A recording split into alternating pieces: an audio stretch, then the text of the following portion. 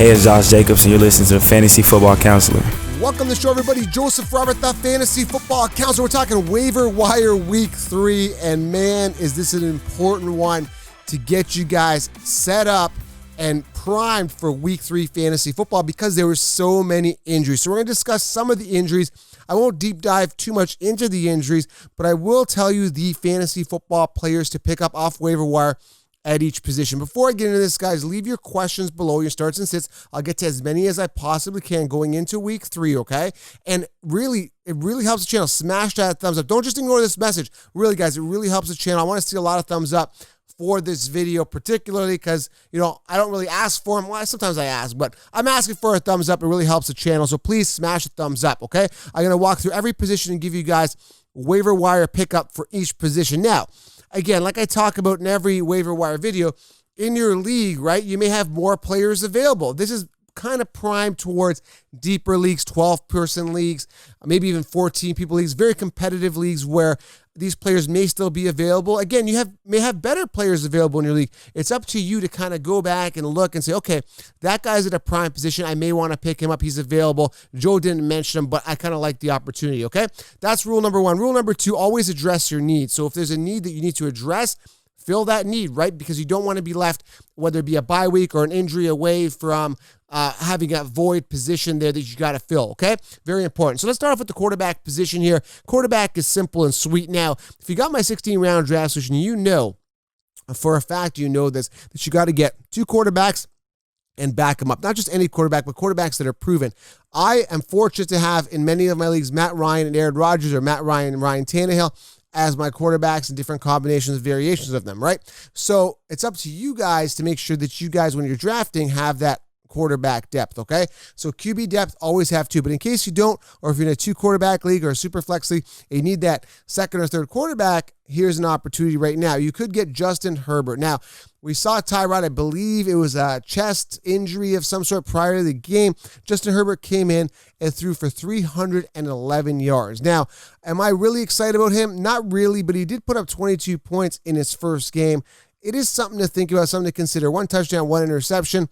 Not bad for a rookie coming in. So if you need that quarterback, maybe Herbert could be the guy to fill in and be the guy for you. Another guy you may want to consider if you're absolutely desperate. Now, I'm not targeting him, but Jeff Driscoll, a guy you may want to consider that could come in for a couple weeks while I think it's his shoulder or something like that. I gotta look this up, man. There's so many injuries that I can't even I think it's like a rotator cuff or something like that for Drew Lock. He's out. It is actually, he'll be out for at least 2 weeks with a rotator cuff. That's what it is, a strain on his rotator cuff. Because there's so many injuries and so many variations. Is it a strain? Is it a full break?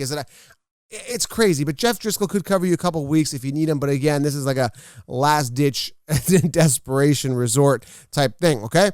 And if you go back and check my Studs and Sucks episode, because there's a lot of quarterbacks that suck this week, including, Carson Wentz, Sam Darnold, Phillip Rivers, Brady, just didn't have good weeks. So you may want to consider getting a quarterback. And again, your league may have more available, okay? So those are 2 quarterbacks, Jeff Driscoll, Justin Herbert. You may want to consider off the waiver wire this week, okay?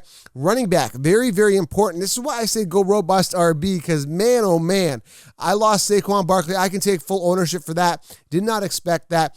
But the Christian McCaffrey now, he is out with a high ankle sprain, 4 to 6 weeks. Let me just pull that up and double check. I think it's a high ankle sprain. This does not look good for Christian McCaffrey owners who drafted him first overall, okay? It is actually, high ankle sprain, 4 to 6 weeks. Listen, with Christian McCaffrey, here's the thing, right? Now, you can't predict injuries, nor am I trying to say that I did, but I did predict a decline. A decline does include injuries, which means when a player has such a pinnacle year, a year that's just fantastic, unbreakable, like undiminished, just totally perfect kind of week or year, it's very unlikely that the year after he's going to come back and have that same type of year. Very rare. It's so rare that Priest Holmes did it and was the only one that did it probably in history that I can remember, and that was 2002, 2003, okay? Go back. What were you doing in 2002, 2003? So it's very rare that Christian McCaffrey is going to duplicate those numbers. Now he's out for, let's say, a minimum of, let's say, 4 to 6 weeks. Let's say he's out for 3 weeks. That's going to significantly decline his numbers for at least 60 to 80 points off from last year, assuming he continues to have a phenomenal year as the season continues, right? So when you are looking at Christian McCaffrey's backup, you got to take a look at possibly Mike Davis. There isn't a guy that I'm seeing there that is going to like really wow us, that type of thing. They got a couple other guys not even worth mentioning. Maybe they could bring out Trenton Cannon, and there's a couple Alex, Arma or something like that. I don't even know these guys. Alex Arma is Alex Arma. He's 6'2", 255, 26 years old in his 4th season. Clearly he's done nothing in the past. It's really slim.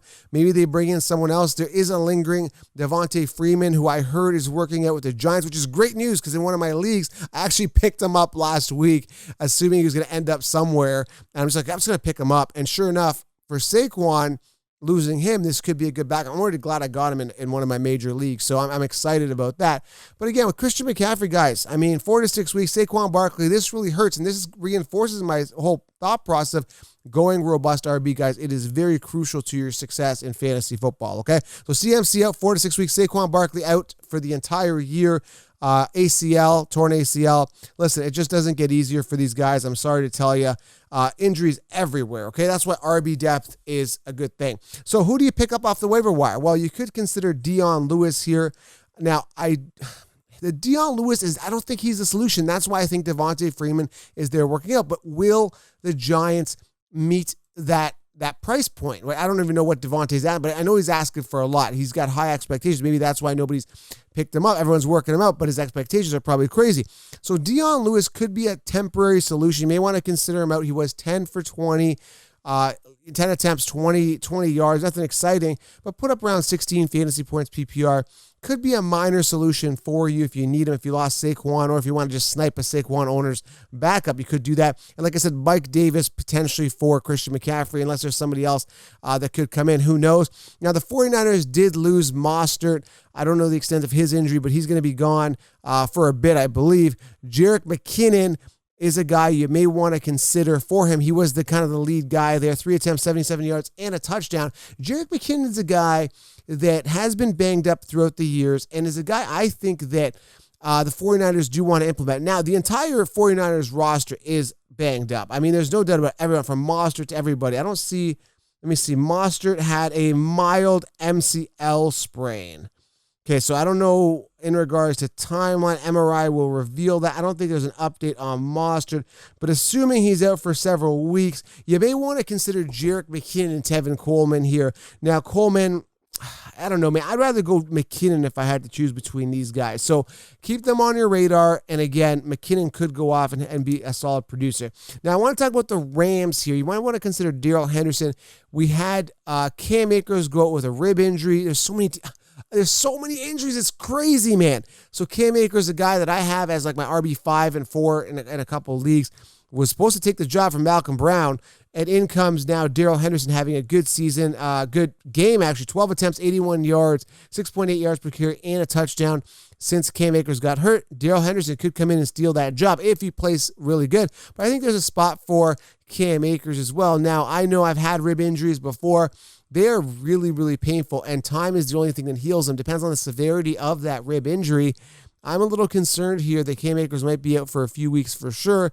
Darrell Henderson's a guy you might want to consider. So Darrell Henderson, Dion Lewis, Mike Davis, Jerick McKinnon, and possibly Tevin Coleman as running backs. Now, again, I just want to have an open discussion here. I didn't really script this, so I'm going to go take a look here at other guys you might want to consider. James Robinson, if he's in your league, he's pretty much taken. He was kind of last year's waiver wire guy. That's pretty much it at running back. It's really thin and slim. You might want to consider Myles Gaskin as well. But again, 7 attempts, 46 yards, 14 points. Didn't do anything crazy, but you may want to consider him. He's a Miami running back there. If you don't have Joshua Kelly in your leagues, make sure you get him. If he's available, pick him up right away as well. Other than that, man, that's pretty much it. Rex Burkheads of the world. Other than that, Giovanni Bernard. Nothing to get excited about, but those are the 4 that I mentioned before. Henderson, Dion, Mike Davis, and Jerick McKinnon, okay? Let's move on to the wide receiver position for waiver wire week 3. Some pickups you may want to consider. Braxton Berrios. I was looking at the name. I was thinking of Cheerios when I saw this name. Berrios. I mean, talk about buried. I mean, Berrios buried.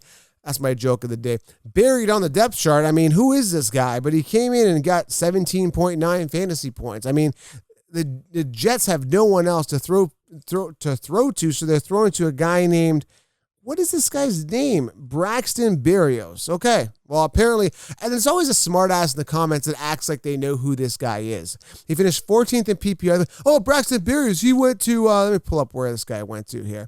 Oh, yeah, I know that guy. He's from Miami, Florida. He was a 6th round pick in 2018. You should know that, Joe. You're the fantasy counselor. Dude, this guy, I don't draft anybody from the Jets, never mind like a 4th-stringer. So Braxton Cheerios or Berrios is a guy you can consider, because considering the Jets don't have anybody, and by default, he's probably going to get the ball. Another guy I have stashed on my bench who had a breakout game, but I don't know if the volume is going to be there, is Chase Claypool. Love the talent. He was 3 for 3, man. Got that touchdown and 17.8 PPR points. So that's one thing I like about Chase Claypool, is that upside, that big game playability. Hopefully they start utilizing him more, because I definitely see the upside, and he is a waiver wire consideration.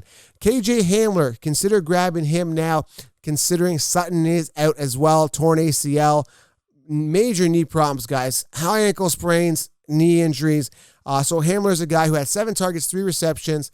And again, when Drew Lock comes back, also Drew Lock banged up, like we said, in 2 to 3 weeks, Hamler could be huge value here, a guy that could have a breakout season at the wide receiver position. And again, you can see why they added depth at wide receiver from Judy to Hamler. So Sutton, a huge loss for the Denver Broncos this season. Okay, so those are your wide receivers. Also, Randall Cobb, you may want to consider him. He was 6 for 5, 59 yards, 10.9 points, and it looks like Watson is kind of targeting him in the slot. He might get more volume. They definitely need help, man, because the Texans look really rough, including David Johnson, a terrible performance, okay? But the news with David Johnson, he's getting 100% of the snaps, pretty much 100% of the volume and attempts, but pretty much out there on the field almost on every play, but they need to start utilizing him a bit more, okay? Tight ends here, I told you guys, Drew Sample, definitely consider him. He was 9 for 7, 11.5 points. And with CJ Uzomah going down, Drew Sample's a guy I think that's going to be targeted heavily by Burrow. Burrow really leaning on those tight ends. So Drew Sample I'm liking. And he made that phenomenal catch on Thursday night. So Drew Sample's a guy I want to consider. Dalton Schultz from the Dallas Cowboys, 10 for 9, 88 yards and a touchdown, 21.8 fantasy points. Dalton Schultz, man, consider grabbing him. Tons of upside, tons of ceiling here for him if he gets the volume. But again, the problem with that is he going to get the volume with CeeDee Lamb there, Cooper and all the other guys, and Zeke running the ball?